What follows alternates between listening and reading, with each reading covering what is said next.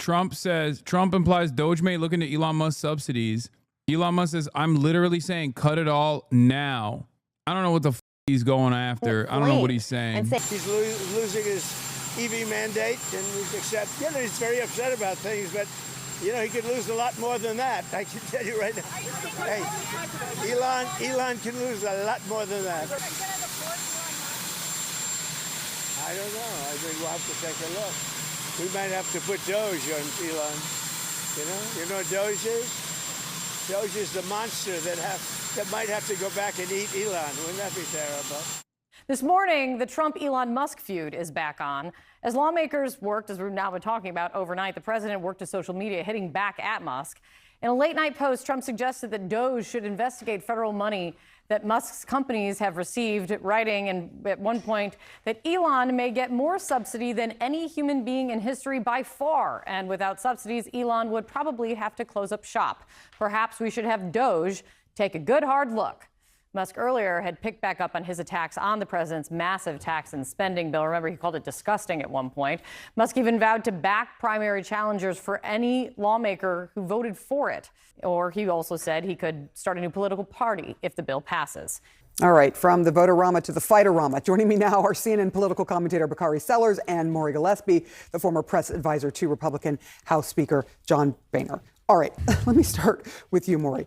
This is a question that I think is on a lot of people's minds. You see this fight, right, going back and forth with Elon Musk and Donald Trump. Are Republicans more afraid of Donald Trump, Elon Musk, or their own constituents? I mean, this is really childish, but it wasn't just a few months ago that Elon Musk said for any member or... I mean, it's very clear that they care more about Donald Trump, like above all, because Donald Trump has the capacity to at least whip the constituents. But not only that, but also Republicans have never cared about their constituents. What are we talking about? They know that their constituents will not realize who is responsible for the pain, because they can always turn around and blame like random groups like undocumented migrants or trans people or the Democrats or something. OK, and when you have an ineffective, servile, inept Democratic opposition party, there is no space for them to actually push back on this messaging. Look no further than the fact that many states refused Medicaid expansion, free money from the federal government at the behest of their private healthcare, that did not want to abide by the expansion of Medicare coverage and offering poor people extra healthcare, offering poor people any healthcare at all. There were numerous states where Republican voters had to literally simultaneously vote back into office the very same congresspersons, the very same representatives that refused to entertain Medicaid expansion, and the governors that refused to entertain Medicaid expansion because it was associated with Barack Obama, while simultaneously in the same exact ballots, vote for a ballot measure that actually demanded Medicaid expansion. In so many red states, one by one, people were able to get Medicaid expansion on their own ballots. It's a lot. So I think it's their constituents they should be most afraid of here. Bakari, what does this say about the money in politics and these two men going back and forth? Or is this about something different? I think it's about something different. I think that it's very, very petty and very childish. I think that it's kind of like the Real Housewives of the Beltway. I mean, he basically called him a welfare queen and told him to go back to where he came from. Wow. But I mean, when you juxtapose that against the fact that, like in my home state of South Carolina, 220,000 people will be kicked off of Medicaid in the Affordable Care Act, or in North Carolina, 600,000 people are going to lose insurance coverage. When you juxtapose it against the people who are going to lose SNAP benefits and health insurance, it looks really, really small. Democrats have always said that Donald Trump's a very small man. I work in policy related to a lot of the things that Medicaid dollars touch, or, as people don't realize, don't touch at all. The states cover because Medicaid frees up spending on things that are unique to state needs. I wish it were a law that you had to get care through Medicaid to be able to drive related policy. People don't realize that, for example, as we covered earlier, 65% of all long-term nursing home care is funded by Medicaid. Medicaid, not just Medicare. Medicaid actually is what kicks in for long-term care. 65%. It just wipes out a major part. It wipes out a major part of like nursing homes and the funding vehicle for nursing homes in general.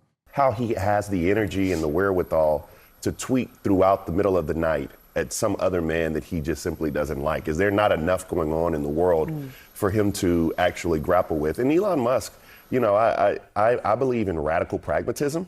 It's so funny that this back and forth between these two catty bitches, by the way, Elon Musk and Donald Trump, is not even being had over what I'm talking about. The real impactful cost-cutting initiatives in this bill. Elon Musk is angry because I guess it doesn't cut enough. Or the real reason why he's angry is because it cuts some of his subsidies. But he's presenting it as anger because it doesn't cut enough. It doesn't go hard enough. What is happening? You have no argument against that because it's true. It's the horseshoe theory. You guys are similar to the freaks on the right. Then you are different. What the is this? Chat, you guys are obsessed with Musk. Yeah, but he's achieved that by creating actually good companies. This chat acts as if he's the final James Bond villain. A Musk dick rider? What is happening? How are you simultaneously shitting on Israel, but then also turning around and being like, I'm actually an Elon defender? Elon also eats Israel's dick on a daily basis. Even from that point, you should probably understand that he's a fucking psychopathic billionaire who doesn't give a fuck about anything. How the fuck anybody defending Elon Musk in 2025? It blows my mind. Are you all right, man? A Musk moderate? Maybe you should get Musk to be a moderate first. How is he a fucking moderate? His position on this bill is that it doesn't cut expenditures enough. Do you understand that? Horseshoe theory, he says. Musk cucks. I stand with you. Yeah. I'm a moderate. Elon Musk, who is like the modern version of Henry Ford, also just as much as a Nazi as Henry Ford, is actually a good guy because he built companies. He didn't do shit. He just has money. SpaceX is functionally operated by their COO. It doesn't have anything to do, or what is it, the CFO maybe? I don't know. It's a woman. It's a lady that runs SpaceX. He doesn't do anything. He just has money. He put the money on the table. You can't argue like the right and not expect me to say anything about that. What do you mean the right? What right winger is saying Elon Musk is a Henry Ford style neo-Nazi who has unleashed a torrent of hatred on one of the social media platforms he purchased because he was forced to purchase because he wanted to do a meme initially, but the Delaware Chamber of Commerce forced his ass to literally, or not the Chamber of Commerce, sorry, the Delaware courts actually forced him to follow through on the purchase of Twitter. So then he took it over and then turned it into a neo-Nazi shithole. What did I just say that the right, the Chancery Court, thank you. What did I just say that was in any way, shape, or form comparable to what the right says about Elon Musk? Oh God, why am I entertaining these losers, brother? Holy shit.